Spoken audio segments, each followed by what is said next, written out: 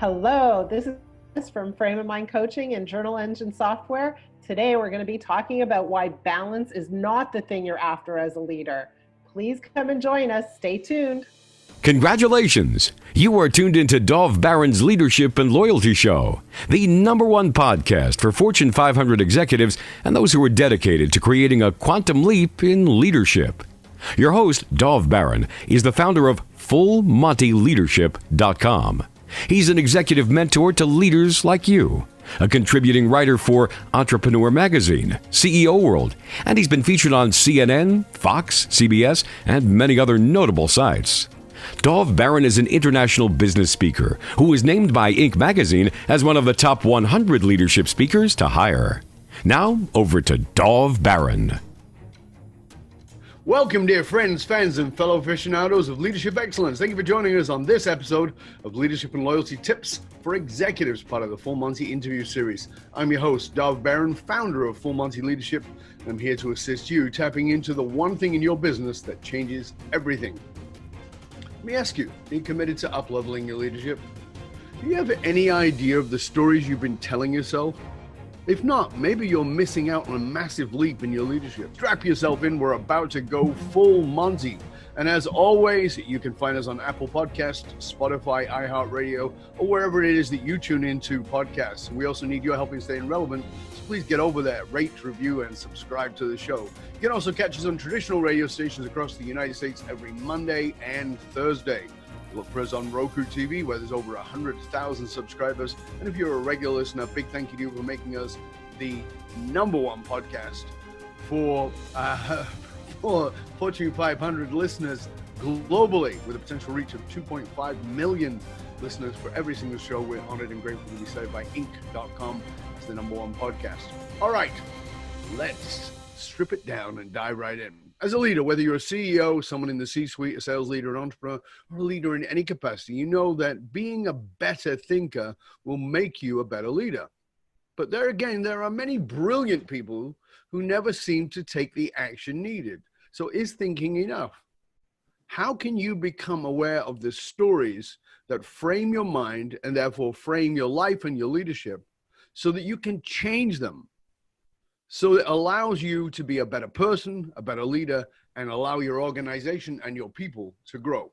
Well, stay tuned because you're about to find out. My guest on this episode is Kim Ades. She is the president and founder of Frame of Mind Coaching, the JournalEngine software, and she's a speaker, entrepreneur, preparing for a TED Talk right now.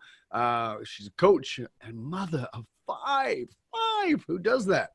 Kim has years of experience coaching many of North America's top and respected leaders. She is recognized as an expert in the area of thought mastery. Kim uses her unique philosophy and quirky coaching style to help her clients deal with core issues and shift their thinking in order to yield extraordinary results. Ladies and gentlemen, please put your hands together and help me to welcome author of What You Focus On Grows Stories for Your Frame of Mind, Kim Ades. Wow, what an introduction. Are you impressed with you? So impressed. I'm impressed with you more than me. But thank you. Thank you for that warm welcome. I appreciate it. You're welcome, Kim. And as you and I were talking about before we went to record, you're away on holiday preparing for your upcoming TED Talk. Yes. Is this your first TED Talk? It is my first TED Talk, and I was telling a friend yesterday, I don't know if I'll ever do it again, but I'm doing this one. Yeah, it's hard. It's a lot of work. It's a lot of work. Is it 18 minutes long, the one you're doing? Right now, it's bordering on 18 minutes, and I'm trying to just scale it back a little, try down to 17, maybe 16. It's amazing that people who don't speak for a living have no idea. There's I'm trying to remember the quote from a very famous author who said, he wrote a book and he said something about, if you'd have needed something shorter, it would have taken me longer, and it's very much the case, because trying to distill down what it is you want to say into sometimes TED Talks now are 11 minutes, into 11 minutes or 18 minutes is just brutally hard, and people have no idea. Yeah. I've described it as a crash diet for a wedding. You know, people are like, I got to lose 142 pounds for the wedding, which is in 6 weeks. That's right. That's exactly right. So, I mean, one part of the challenge is boiling down what I want to say. The other part of it is I do a lot of speaking, but it's all off the cuff, interactive. I know backwards, forwards, and inside out, and I interact with the audience. But in a TED Talk, there is audience interaction. You can't ask for a volunteer. And so you have to know it, right? Like the back of your hand. And being able to say every word flawlessly. You know, I'm working on getting my brain to go with that flow, getting my brain to say, okay, I can do that. Yeah, I'm with you. My preferential style is improv, and the knowing every word is a bit. That's a path to craziness for me. It is. Me too. So as we start off, one of the things I like to ask my guests is a question of who has been a great influence on your life and your leadership. And oftentimes we like to think of famous people. We like to think of, Martin Luther King is one of mine. But this question is actually not about that. It's about who has had a massive impact on your life, on your leadership, maybe even on your philosophy, who we likely wouldn't know. Who we likely or wouldn't suspect.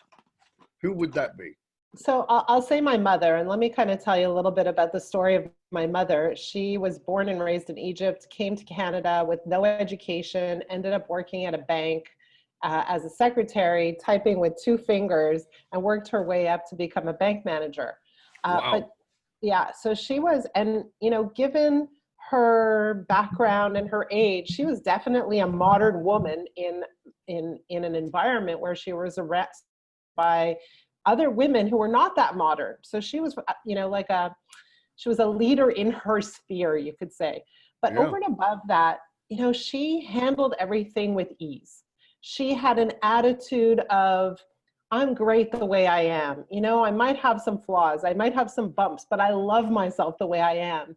And I remember this one conversation I had with her. I was in high school, and I literally said to her, Mom, why did we have to be born with such fat legs? And she said to me, look at yourself in the mirror. You need to love yourself the way you are. And so there were many, many lessons I picked up from her that not only I learned and absorbed, but I use in my coaching today. And it's endless. So she is absolutely one of my greatest teachers, mentors, life influencers. How long was it before you knew your mom was smart? Because all teenagers, you've got kids, right? All teenagers go through the phase of, Mom, you're an idiot. And Dad, you're an idiot. I never had that. No, wow, you're rare. I was born 13 years after my brother and my sister. So I spent some time alone with my parents. And I remember I'd come home from school and we'd have dinner together. They would tell me stories about their clients. And I never forget this. My mother would say, my clients love me.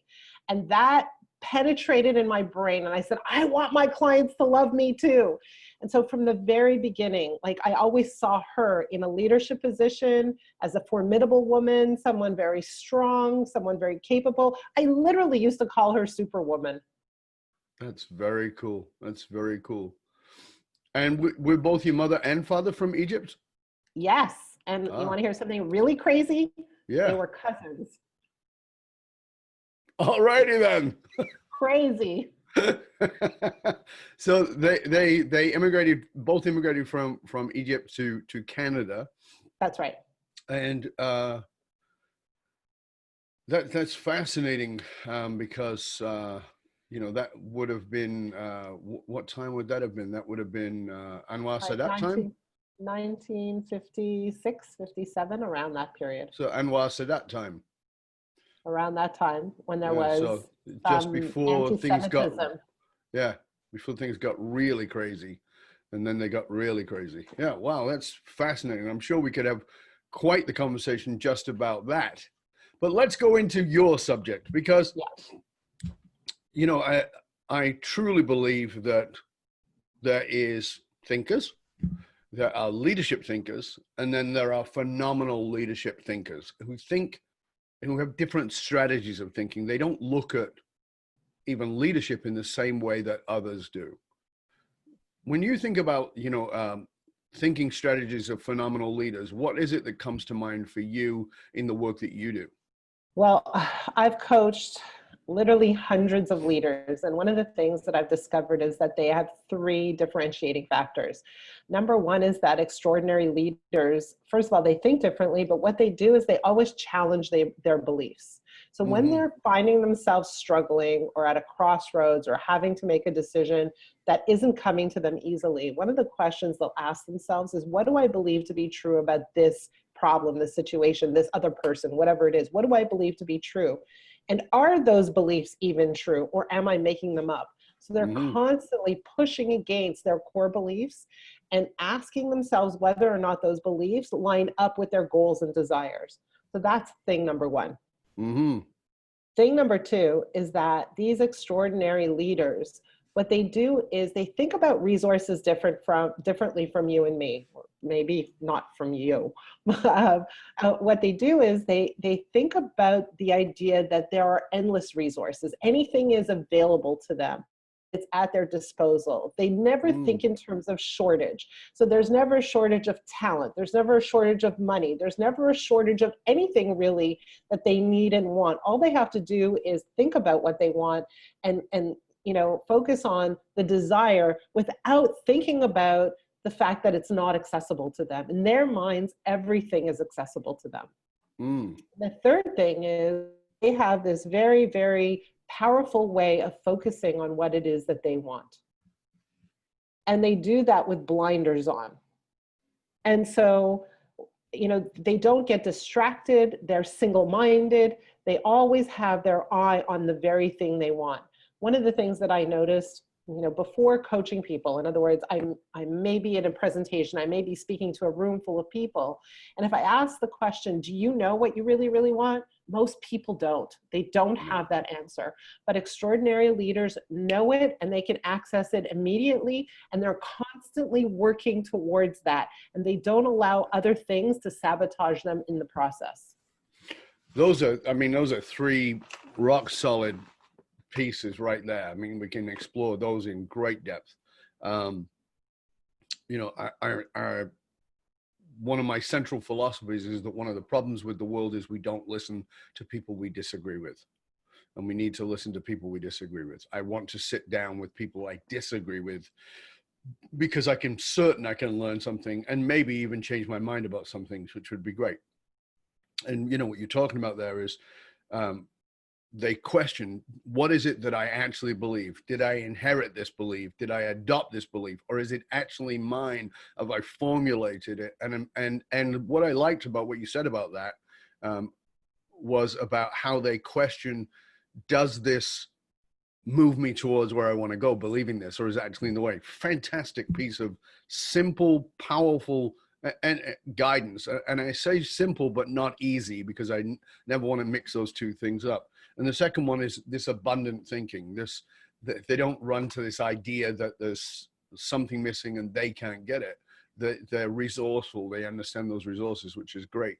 And then the blind focus piece. Talk to us a little bit about that, because in many ways that can seem contradictory to the first one. So the first one is, am I right? But I have this blind focus. So talk to us about how you coach a leader around that, who has this blind focus. This is where I'm going. This is what I'm doing. But maybe the belief is off. Yeah. So those are two entirely different things. Being clear about what someone wants is very different from the beliefs that allow you to get or have or experience what you want. Right. So if, let's say, I want to, grow my business massively to, $2 billion, 2 billion, right? But in the back of my mind, I think, man, that's going to take a lot of work. I don't know if I have it in me. I don't know if I'm smart enough. Those beliefs contradict that desire. So I might be clear that's what I want, but if my beliefs get in the way, then it's almost like there's an anchor holding me back and it's dragging me through to trying to reach my goals, which makes it very hard. Having said that, if I know what I want and I'm clear and I have that clear vision of what I want, and I look to my beliefs and ensure that there's nothing there that's slowing me down, then I'm off and running and I'm Yeah. on this, it's like I'm on the runway and I'm about to take off. And that's what we try to do for our clients, is remove or replace the beliefs that may be slowing them down while we're helping them clarify that vision. Yeah. And again, vitally important, because I think that, you know, you and I talked about this in our previous conversations, but the challenge is that 99% of what people believe is unconscious. And so you can't get there on your own. One of my quotes is, you can't be objective in a subjective reality. You know, the fish cannot describe the water. And so, you know, what the skill that you have is this ability to describe the water to them so they can see, no, you're actually not swimming in water, you're swimming in mud. Right. And that's why this is a problem, right? Oh, okay. All right. Yeah, so one of the things that we do when we coach our clients is we ask them to journal in an online journal every single day. At the beginning of the week, we give them a journaling question or a prompt, and they start journaling. And every journal goes back to their coach, who then reads in response to the journal. So they're in contact with their coach every single day.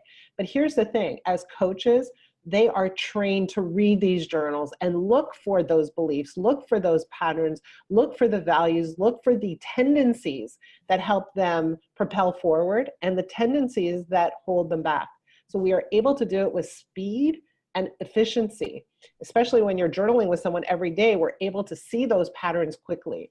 So that enables us to help people see what they can't see on their own. So, and I do want to come to the whole journaling thing, because you and I talked about it. I think it's a great piece, particularly in the context of it being with their coach. So you're giving them a single prompt for 7 days. They work with that single prompt for 7 days, and therefore they get deeper and deeper and deeper into the understanding of that. One of the things that you and I talked about that I just think is so important is, and has been sort of maybe even shamed inside of leadership, which is intimacy. That great leadership requires great deal of intimacy. And I would suggest, first of all, with oneself, and then the ability to do that with others. And if one doesn't have true intimacy with oneself, which is actually quite rare, then you can't really have true intimacy and connection with others. And this is one of the things that I really found interesting about what you're doing in your coaching model, because my coaching model has clients journal every single day, certainly, but yours is sharing with your coach in an online journal where they're going backwards and forwards. Talk to us about the intimacy piece there, because I think that's something that people really need to grasp the value of. Yeah, so I look at it on multiple levels. Number one is on a very basic level, that if the client doesn't feel like the coach knows them and understands them, they're not taking this journey with the coach. Like, that's it. There's a whole bunch of resistance and they're not going anywhere. So the question becomes, what's the best, most efficient way for the coach to really know their clients? Well, it's frequency of contact, and it's somehow getting into their minds outside of those weekly calls. It's getting more data. It's being able to ask those questions. So the journaling process allows the coach to really know the clients and establish a much higher level of trust at a faster speed. So that's thing number one. Thing number two is, in my mind, coaching relationship is not a one-way relationship, it's a two-way relationship. So when I enter a relationship with you and you're my client, yes, you are there to extract benefit from me, but there is no doubt in my mind that I am going to extract benefit from being in this relationship with you.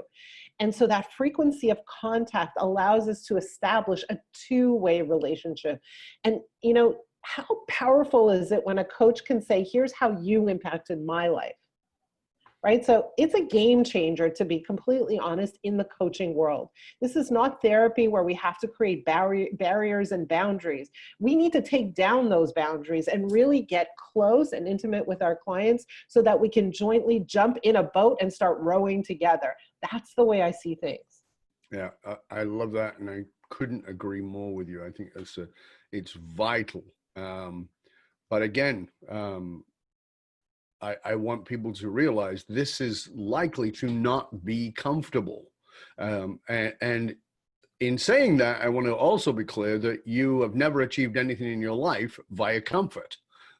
Right? So anything you actually want in your life, you probably got through discomfort.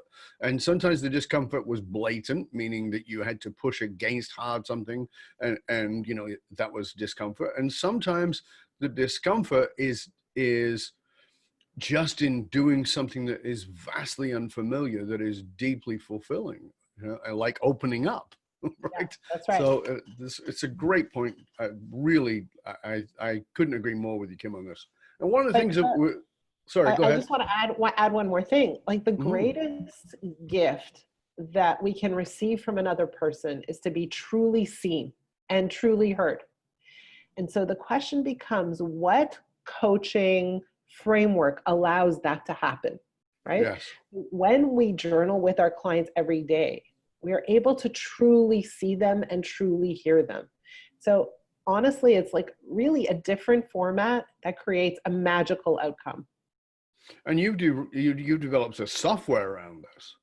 Yeah, actually, so tell I'm us a little super bit about excited to be telling you about it today in particular. So we developed a piece of software called JournalEngine, and we use that with our clients. I mean, that's why we developed it, to give them a safe and secure place to journal so that their journals would be basically kept in a place that was secure and had bank level security levels.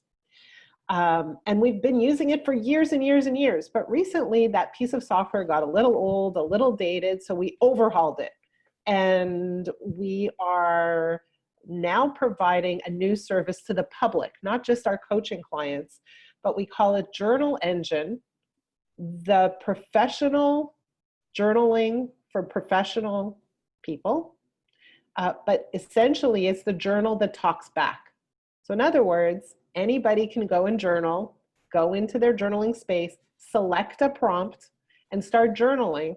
And then they can choose whether or not they want a certified responder to read and respond to their journals.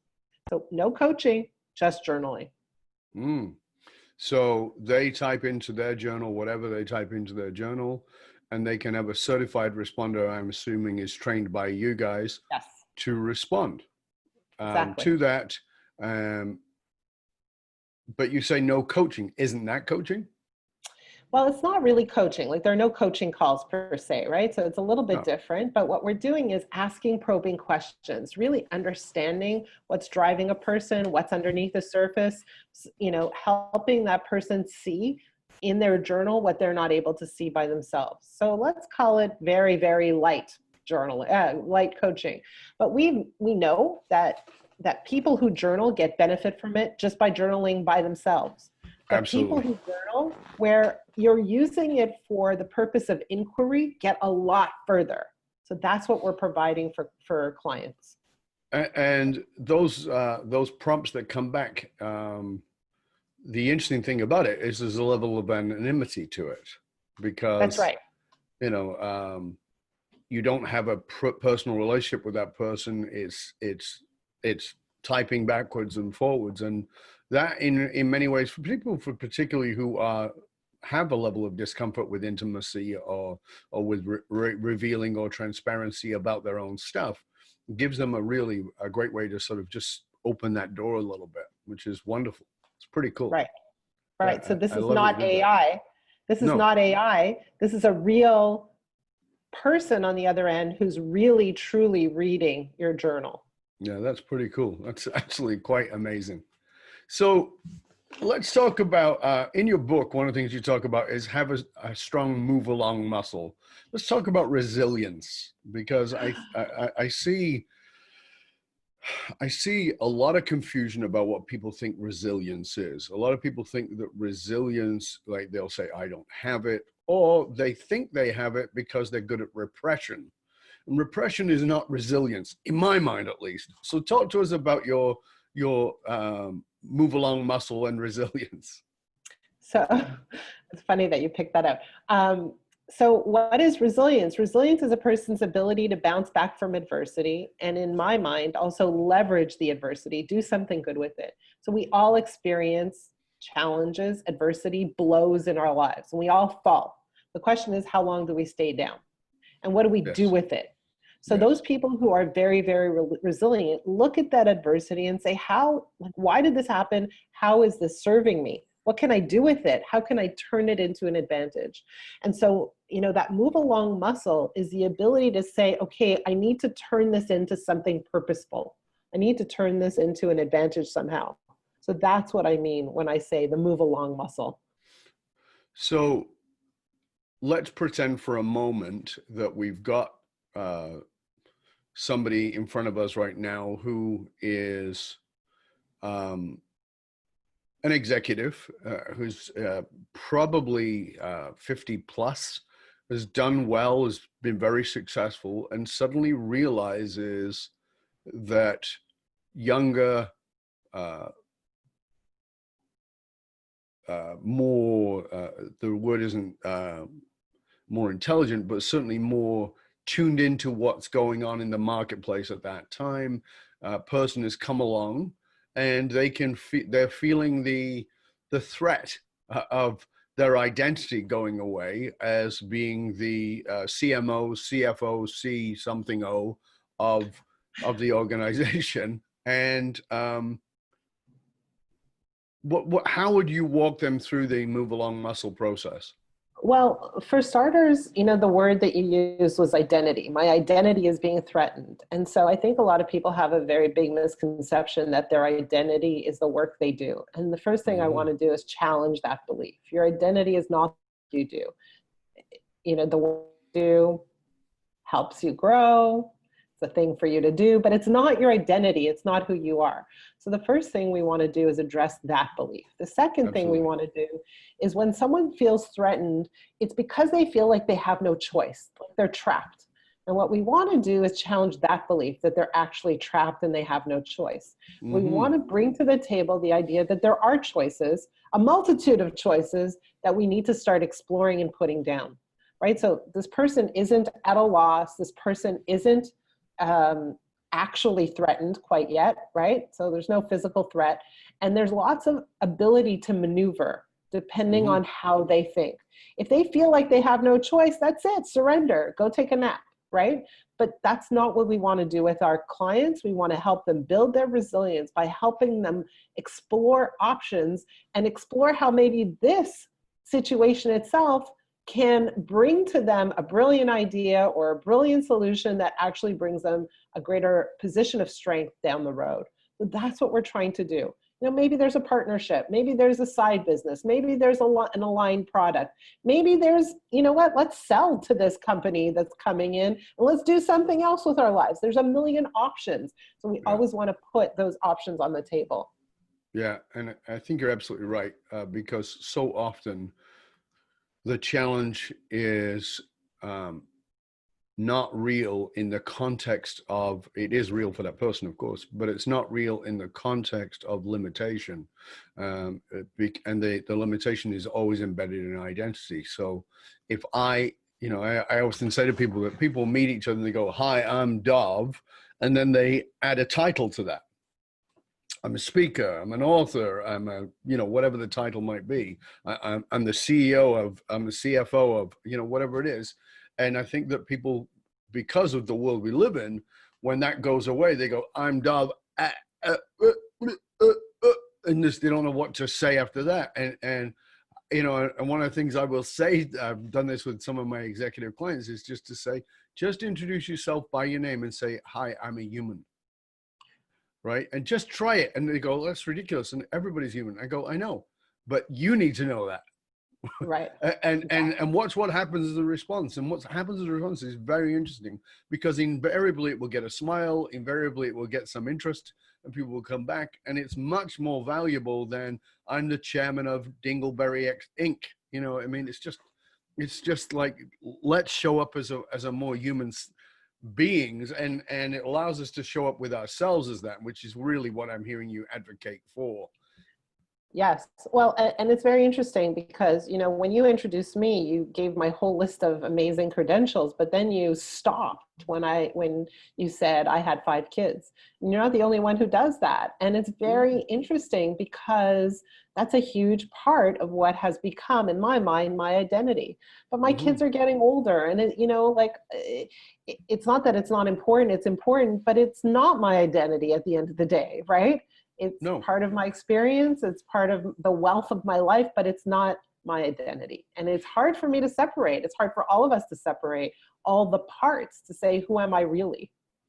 And actually, I have that down as one of the things I wanted to talk to you about because, we're seeing, and by the way, I applaud it, we're seeing the rise of women in leadership. And, women have been at home, and many women have gotten careers, but many women like yourself have done both.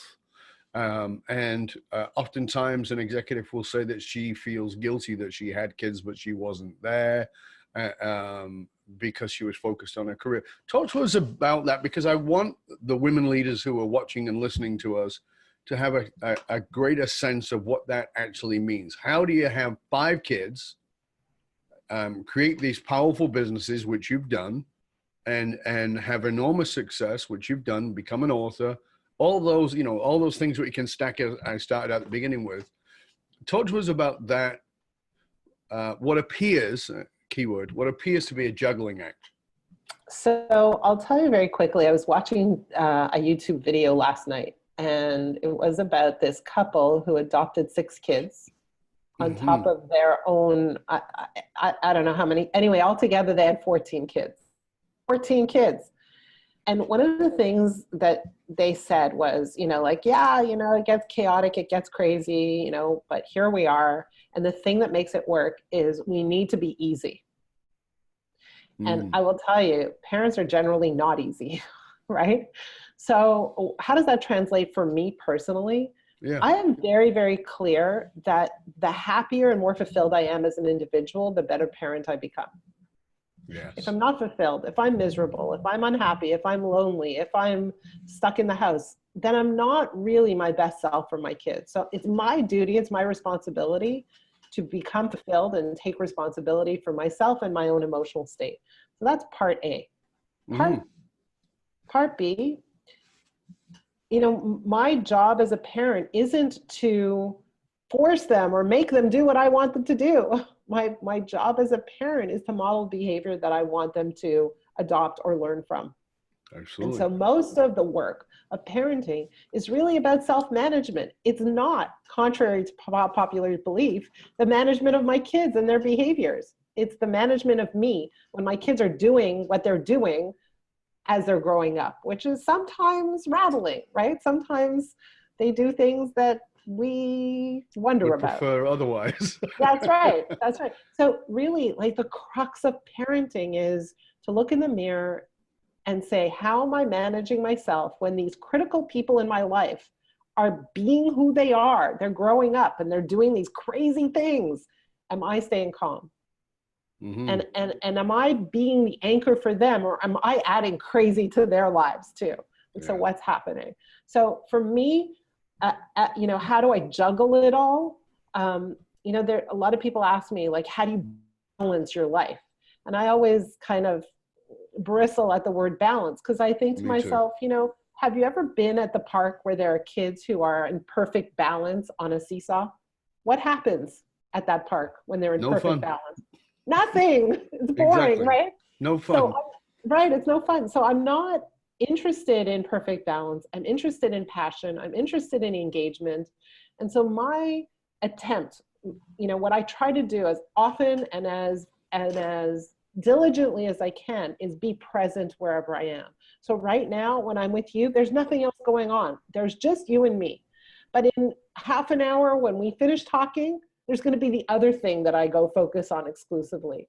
So my greatest piece of advice is be where you are, be present, give everything you have to this moment, this child, this conversation, this experience. Well, you and I were talking about before we started recording that I've written about this, I've spoken about this on many occasions. I've even created videos around it, which is that for me, leadership is parenting. If you're going to lead well, you have to accept the responsibility that you are the parent. And people go, well, I don't want to be a parent to my people. I pay them to be adults and responsible. And I go, yeah, I'm not taking that away. But you are a parent to adults. And what that means is that you have to be there, you have to be the guide, but you also have to set clear boundaries and all the things that you would do with parenting. And oftentimes I think that leaders are pretty much one of two kinds of parents. They're either the helicopter parents of today, and they're micromanaging and not allowing anybody to actually build any resilience, or they are terrified of being their parents, which means that they are so backed off that nobody has any guidelines, nobody has any direction, nobody knows any boundaries. But really, great leaders are like great parents in that these are the boundaries, these are the parameters, this is the purpose, this is what we're about in this family/business.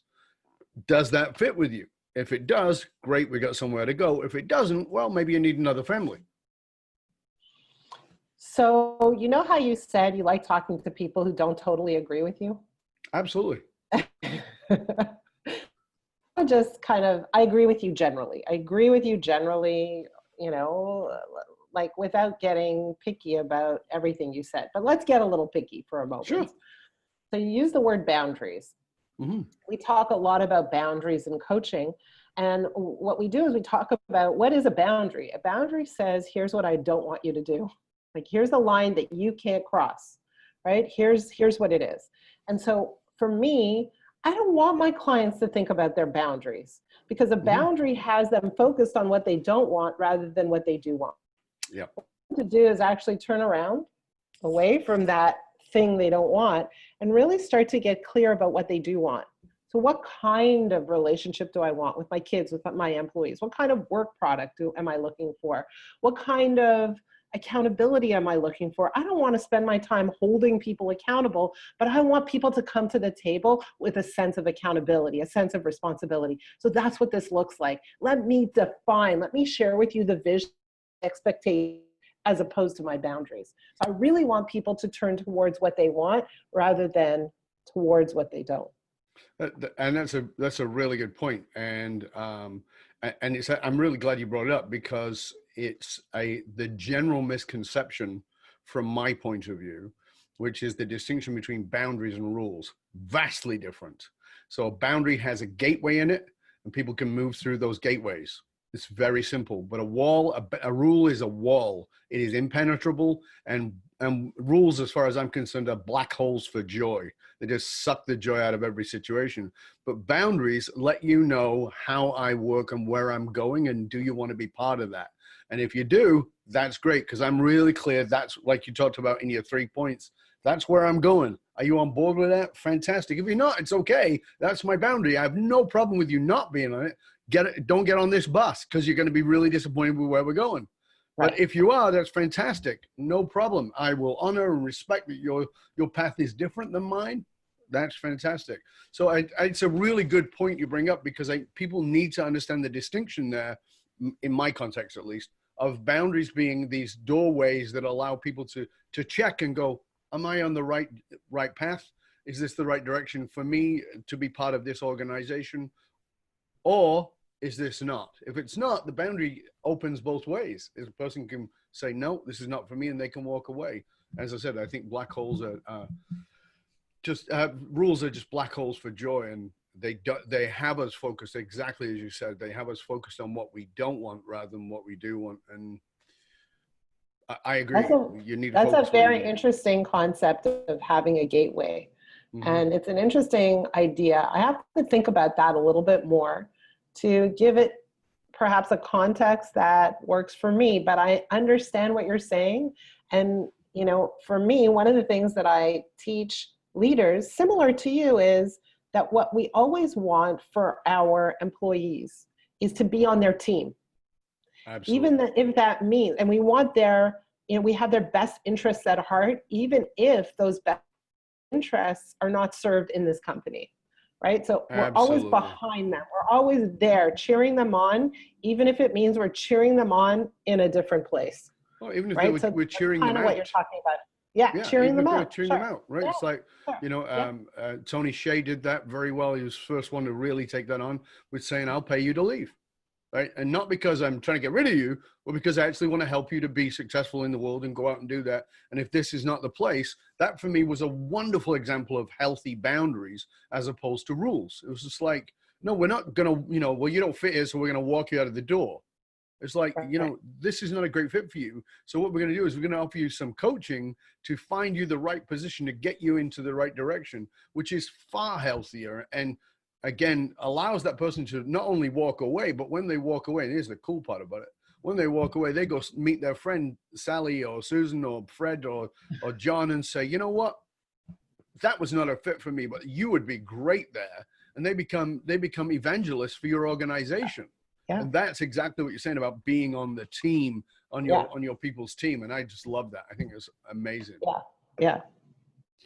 Talk to us a little bit about, because, you know, one of the things that you and I have talked about before is that the work we do is, of course, it's vitally important to us and it's vitally important to others.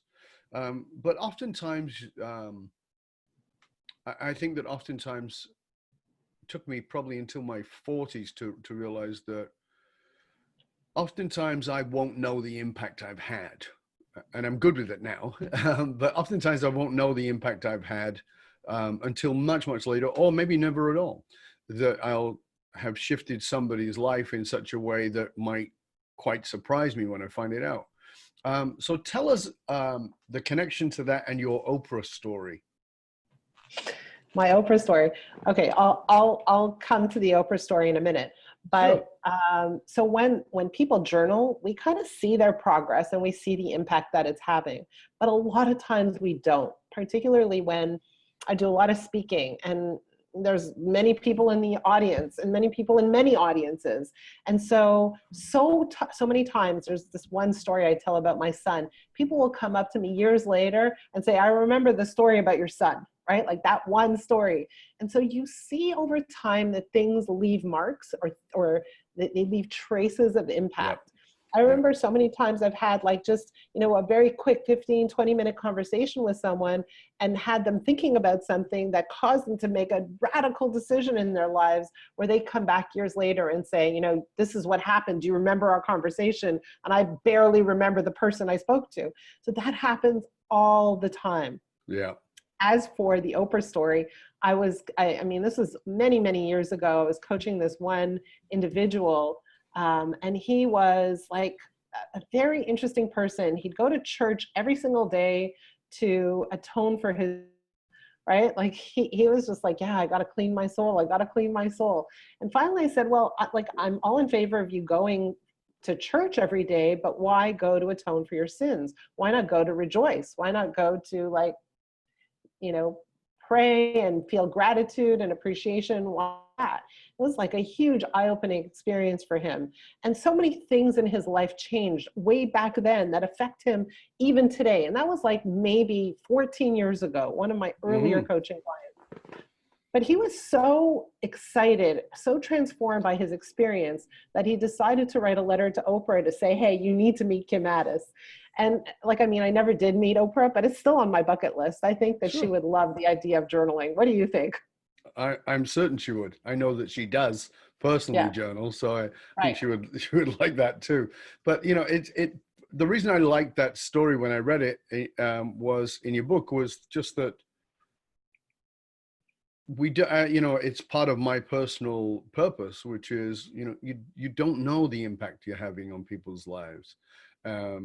You might even, you know, see I mean, I've got hundreds of beautiful, wonderful testimonials, but that doesn't actually say it. I mean, people are very generous and they say wonderful things, but it's not the same as actually having this somehow view where this person has to go out and evangelize the impact on their life, which is what this person did. Is to, you know, to even, I mean, the fact that the person wrote to Oprah is magnificent. Whether Oprah ever read it, who knows? I don't It think she doesn't did. really matter. What matters is that, wow, I touched that person's life to such a degree that they had to share it with another. That for me is beautiful. It really is. Yeah, it was definitely a highlight for me. I was like just stunned that someone would make the effort and go all the way to that extent to, even just Absolutely. try to help me. And that alludes to the whole idea of intimacy, that coaching is not a one-way relationship. It really isn't. And people say, well, don't you get, kind of involved or embroiled in people's lives? And the answer is yes and no, right? So I get embroiled, sure I get involved, sure I get invested, but I don't get caught up in worrying Right. about their success because I can see it for them when they cannot. Yeah. And Yeah. and I've said for years that I believe that our job is, I know it's part of the whole premise of what it is we do. My job is to hold a vision of that person that is so big that they can't comfortably hold it themselves yet. And then Exactly. my job is to train them to hold that weight. Right? It's Yeah. like weight training. Like, so I got to train you. So can you squat 500 pounds? No. Can you squat 500 pounds within 5 years? Yes. Every day we'll train you so that you can do that. Well, this is a 500-pound squat of your goal, of your dream, and we're going to just train that muscle. And I can see that happening for you, even when you feel like your knees are going to buckle underneath you. That's okay. And I just love that part of it. You sound Kim, like a very powerful coach.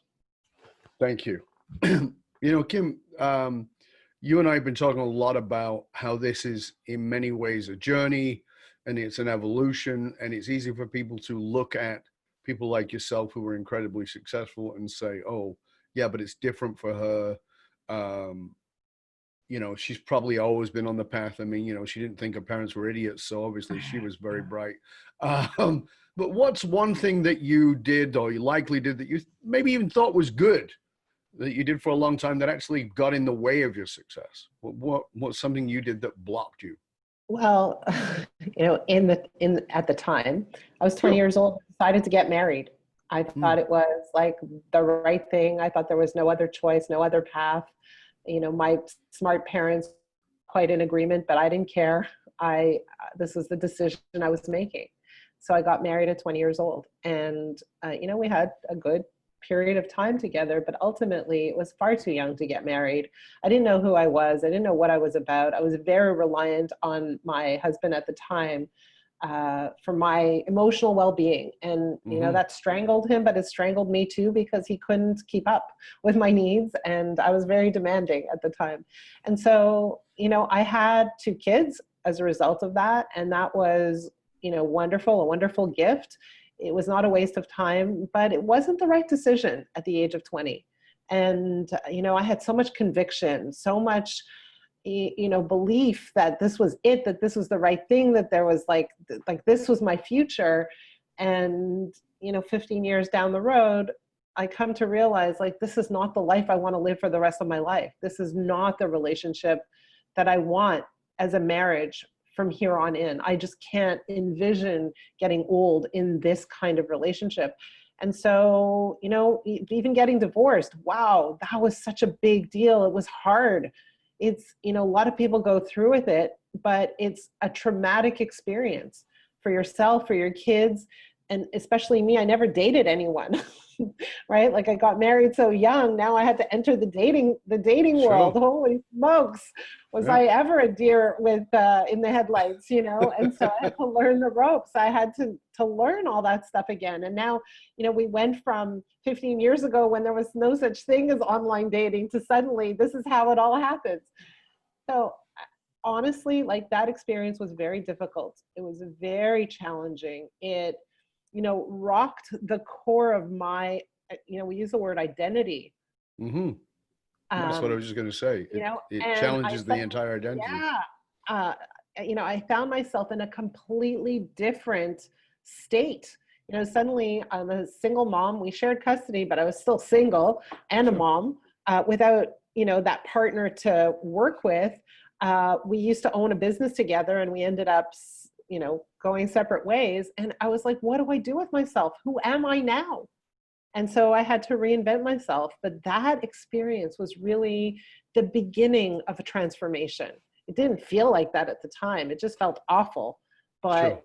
that's what it was. It was the beginning of a completely new direction for me.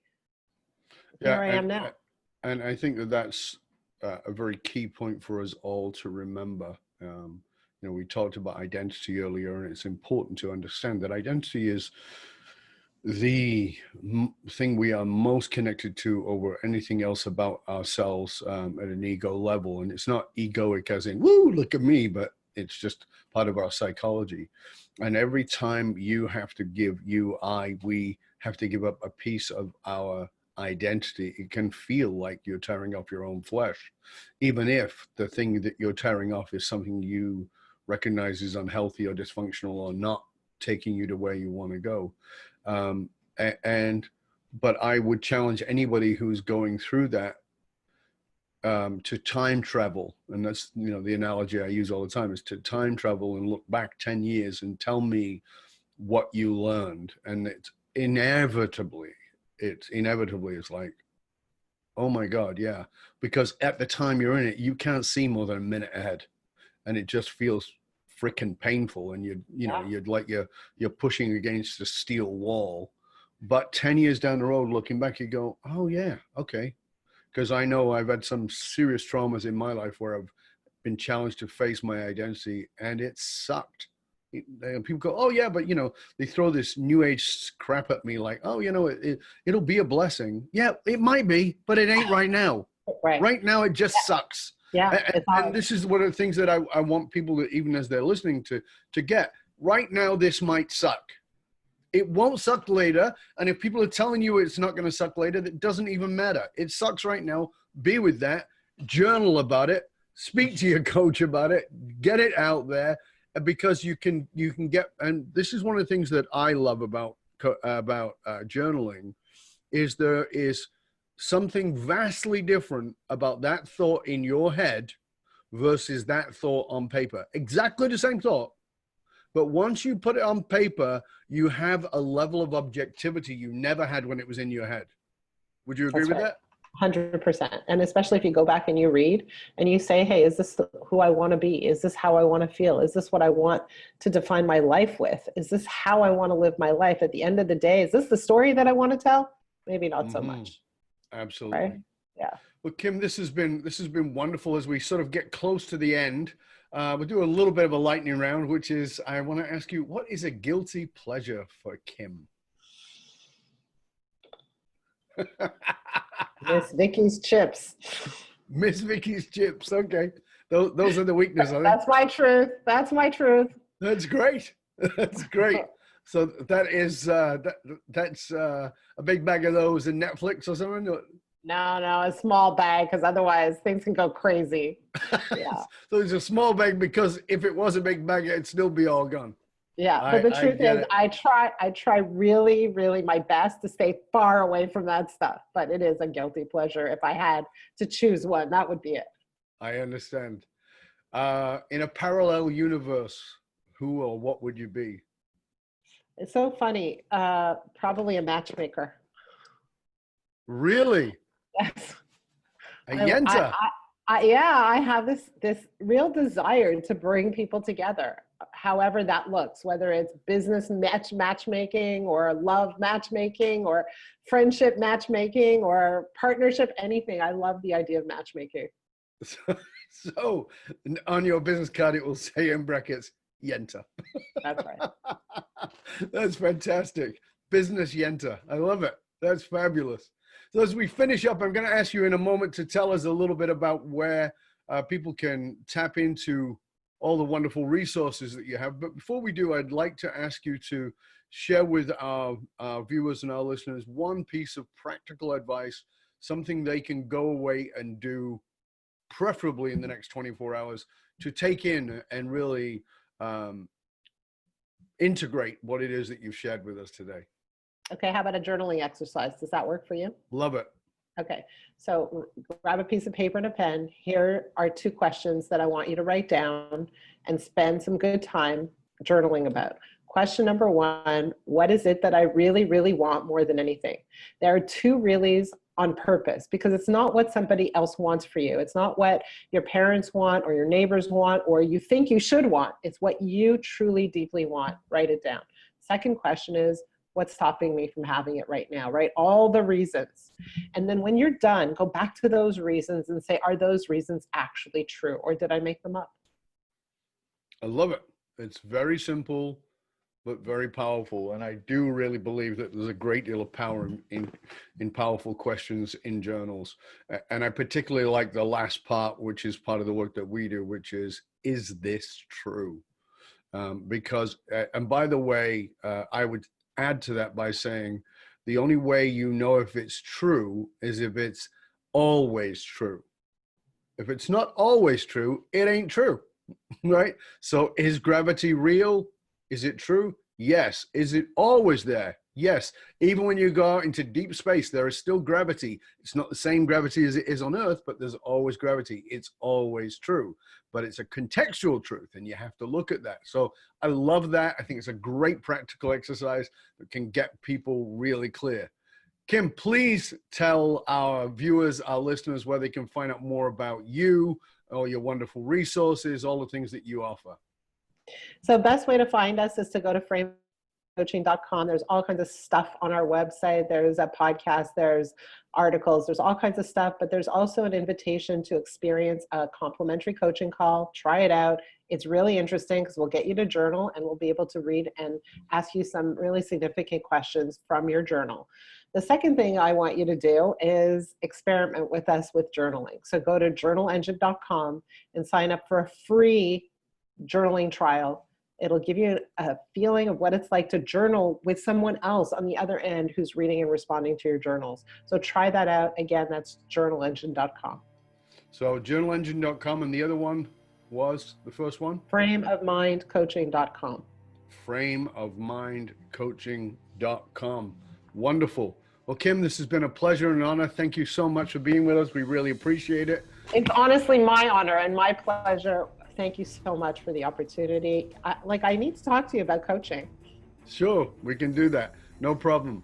And to you, dear listener, I want to thank you for tuning in. And I really recommend that you go to those websites, check them out, try that experience of going to the Journal Engine and just going to look at that and play around with it. Get a sense of what it's really like, because I promise you there is enormous, enormous value in journaling. So thank you to Kim Ades. We really appreciate it. To you, you can hang out with other conscious leaders and chat about this episode or any past episodes by going to either our LinkedIn groups or our Facebook groups. Just go and look for the Leadership and Loyalty podcast inside either LinkedIn or Facebook, and you can chat with other conscious leaders right in there. To find out more about how you can hire me, Dov Baron, as a speaker or strategist for your organization, simply go to fullmontyleadership.com/consulting or fullmontyleadership.com/speaking. fullmontyleadership.com, because you can't outsource authenticity. I want to thank you for sharing the show with everybody you know. Till next time, stay curious, my friends. Stay curious about what the stories are you're telling yourself, and how by journaling and having somebody on the other side of that journal can help you to explore those stories, dismantle those stories, and find new and more empowering stories. I'm Dov Baron, and I'm here to assist you tapping into your deep greatness to reach that next level of clarity, focus, purpose, and profit in your business, in your life, and your leadership impact. And I am out.